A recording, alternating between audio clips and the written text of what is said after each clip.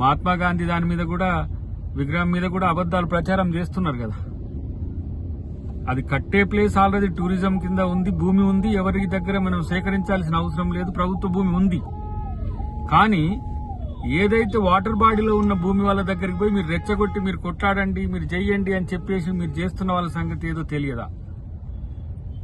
రెండవది, డిపిఆర్ రాకముందే 5,000 కోట్ల రూపాయలని చెప్పి ప్రచారం చేస్తున్నారు. అసలు మొత్తం ప్రాజెక్ట్ కాస్టే తెలియకముందే ఇట్లా ఈ KTR and team, KTR and కోను వీళ్ళు వాళ్ళ యొక్క అసహనాన్ని ఈరోజు ప్రజల మీద రుద్దడానికి ఒక ప్రయత్నం చేస్తున్నారు. అది ఖమ్మం వాళ్ళైనా మన హైదరాబాద్ వాళ్ళైనా మీరు వాళ్ళ గురించి పట్టించుకోకండి. మీకు నష్టం జరిగితే 1కి 3 మేలు చేసే కార్యక్రమం ప్రభుత్వం తీసుకుంటది. అది రేవంత్ రెడ్డి గారి భరోసా.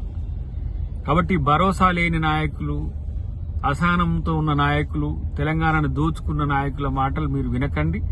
దాంట్లో బీజేపీ కూడా సన్నాయి నొక్కులు నొక్కుతున్నది.